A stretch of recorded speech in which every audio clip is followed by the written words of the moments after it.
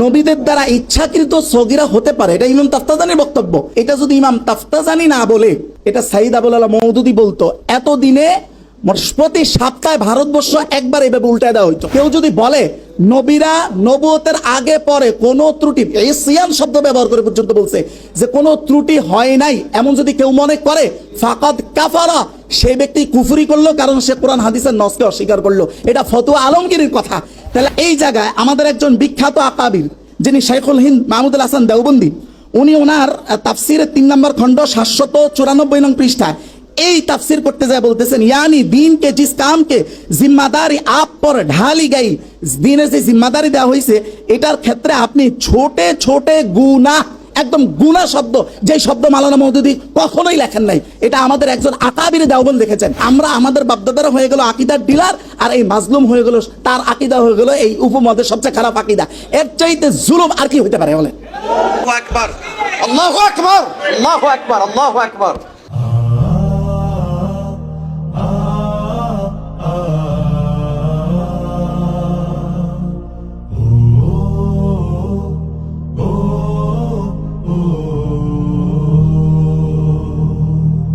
আজ সময় এসেছে সাজাতে হবে এই দিনের বাগান, শুধু হেলায় খেলায় যেন কেটে না যায় সম্ভাবনার ক্ষণ। আজ সময় এসেছে সাজাতে হবে এই দিনের বাগান, শুধু হেলায় খেলায় যেন কেটে না যায় সম্ভাবনার ক্ষণ। কত ফুলগুলো ঝরে গেছে শাহাদাতে, তবু মূলগুলো মরেনি তো অপঘাতে। কত ফুলগুলো ঝরে গেছে শাহাদাতে, তবু মূলগুলো মরেনি তো অপঘাতে।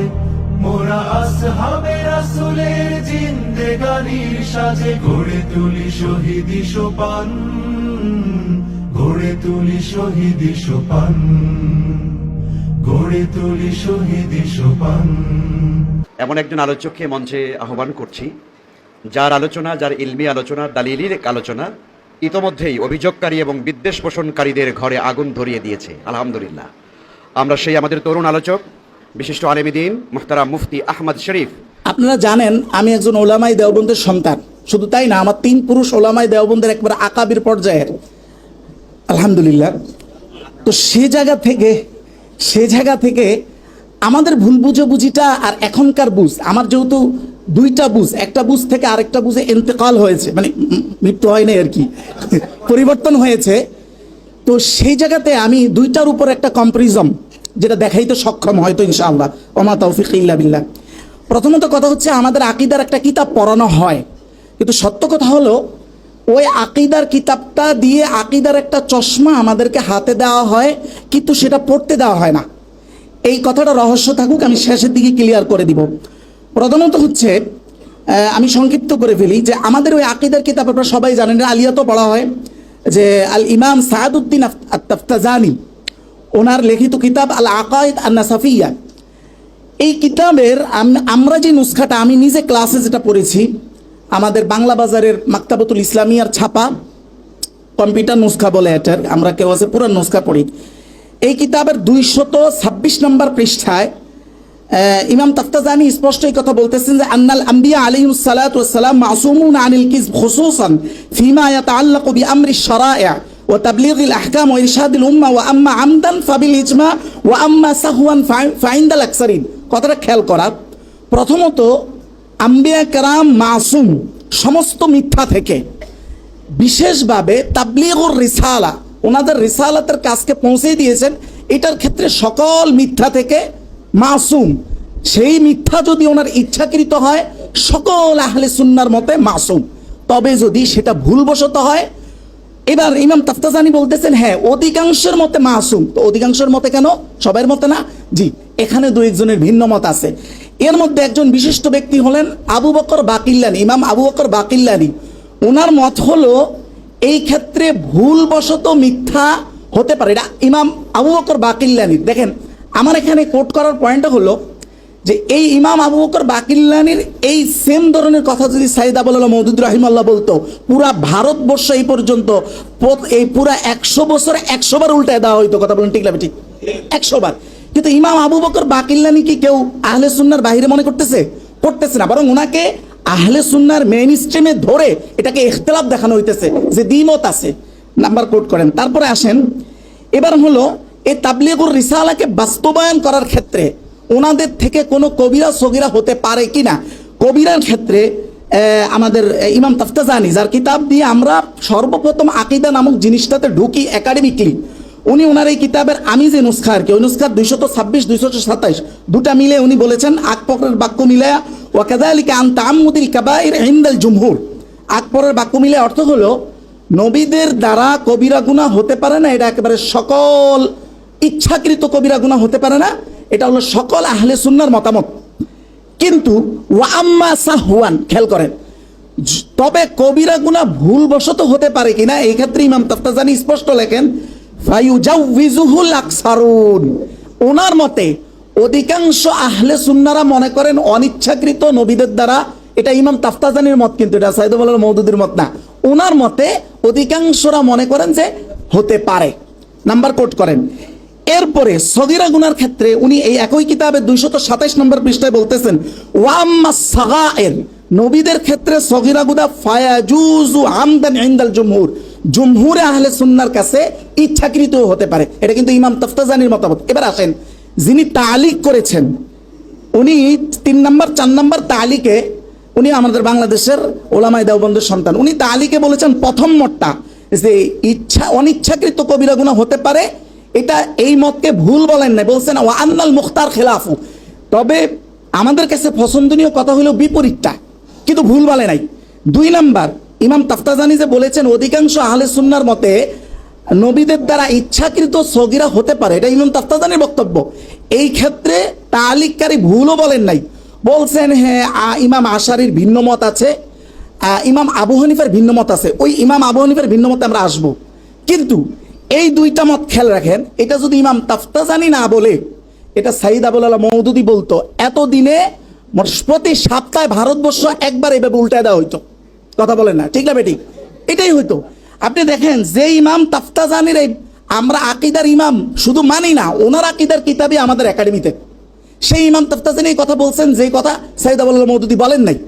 এখন কথা হলো আমরা এটা গ্রহণ করি কিনা। না, আমরা মনে করি যে নবীগণ ইচ্ছা এবং অনিচ্ছায় কবিরা গুনাহ করতে পারেন না, এটা আমাদের মত। কিন্তু ইমাম তাফতাজানির মতটা শুধু আমি দেখাইলাম, যিনি আমাদের কাছে আকীদার একজন মিয়ার, মানে কিতাবের জায়গা থেকে একাডেমির জায়গা থেকে মিয়ার, ওনার মতামত হলো এটা। এবার কথা হলো ইমাম আবু হানিফার মতটা কি। এর আগে একটা বিষয় একটু ক্লিয়ার করা দরকার, আমাদের আসলে অধিকাংশ ছাত্ররা, আমাদের আহলে দেওবন্দের ছাত্র আমরা যারা আছি, এরা জানেও না নবীদের শরীয়ী সিদ্ধান্ত দেওয়ার ক্ষেত্র যে 2টা, এক নাম্বার হলো ওয়াহি, 2 নাম্বার ইজতিহাদ। এটা কিন্তু অধিকাংশ জানে না। কেন জানে না এবার একটু বলি মাঝখান দিয়ে। আমি যে প্রথম বললাম আকীদার চশমা হাতে দেওয়া হয়, আমাদেরকে পড়তে দেওয়া হয় না, এটা একটা সত্য কথা। দেখেন ইমাম তাফতাজানির কিতাবের প্রথমের যে অংশগুলো, আলোচনাগুলো, এগুলো এমন ধরনের আলোচনা, কাউকে যদি কিতাবের প্রচ্ছদ দেখতে না দেওয়া হয় আর এই আলোচনাগুলো পড়ানো হয়, পড়ানোর পরে সে যদি 100 নাম্বারও পায়, তাকে যদি জিজ্ঞাসা করা হয় যে কোন বিষয়ে তুমি আলোচনা পড়ছো, সে বলতে পারবে না কোন বিষয়ে আলোচনা পড়ছে। ঠিক ওই আলোচনাগুলোই বেফাক বোর্ডের 3 প্রশ্ন ওই আলোচনা থেকে চলে আসে। মূল আলোচনা, আকীদার সুস্পষ্ট আলোচনা যেখান থেকে শুরু, ওখান থেকে কওমি মাদ্রাসায় পড়ানো হয় না। আরো আশ্চর্য জিনিস হলো, আমি এটা কল্পনা করছি, হয়তো ভাবছি যে এটা কি পরিকল্পিত, আমি জানি না পরিকল্পিত কিনা।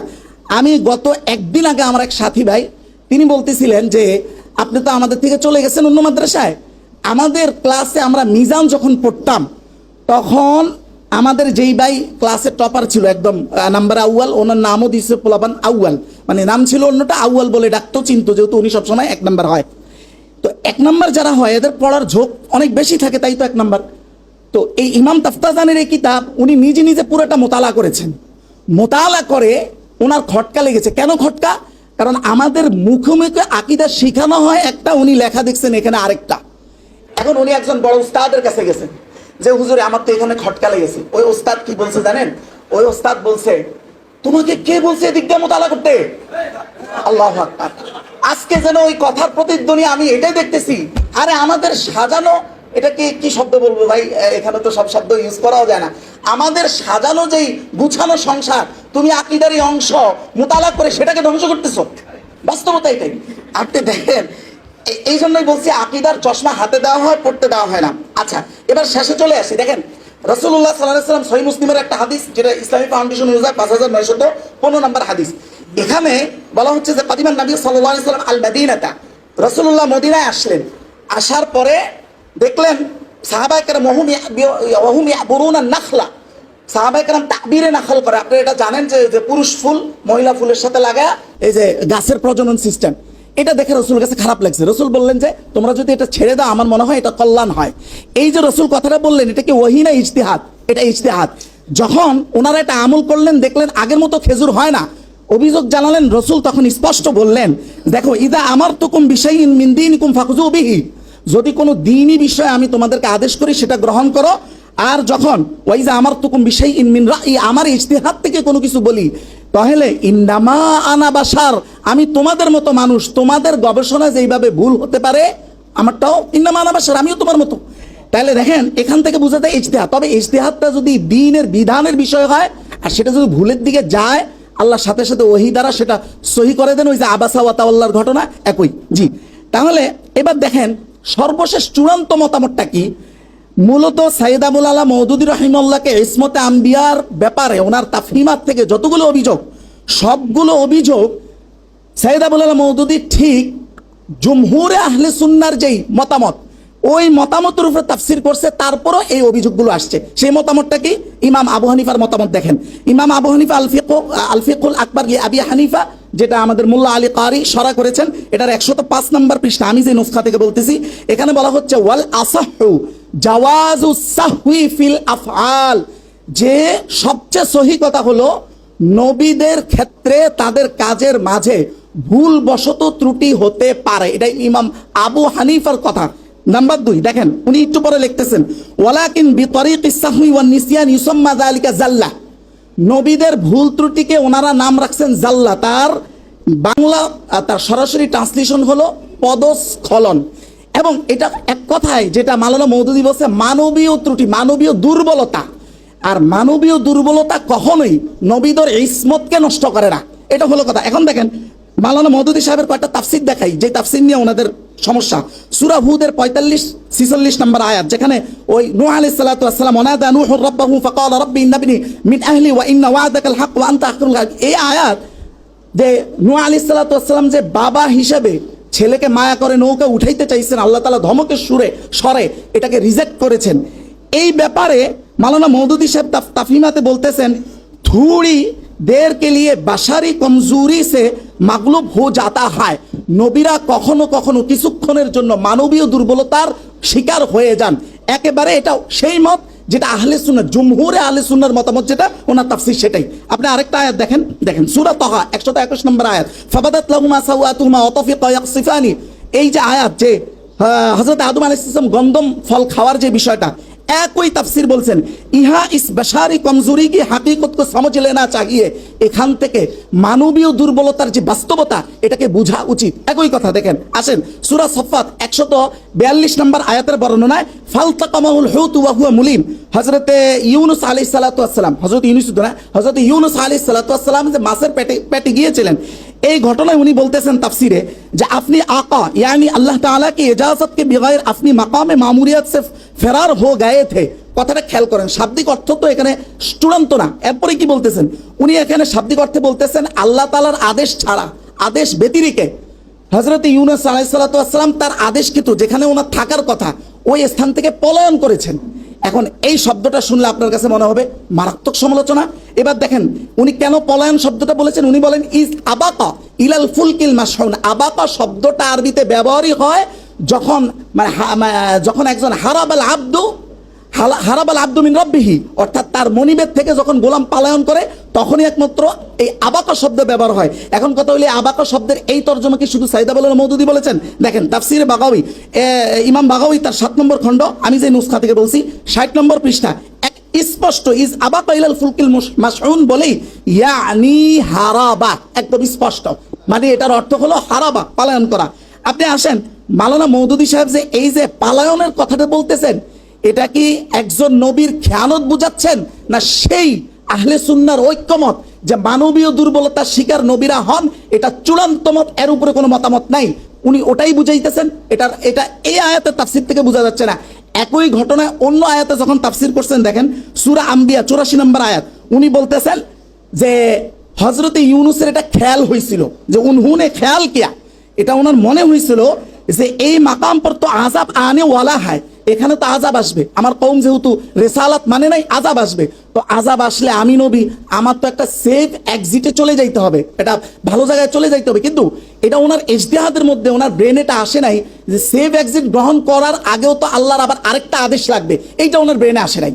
এই যে তাহলে এটা কি দাঁড়াইলো, ওনার খেয়ানত না মানবীয় ত্রুটি, মানবীয় দুর্বলতা, যেটা আহলে সুন্নাহর একেবারে চূড়ান্ত মতামত, এটার উপরে তাফসীর করেছেন।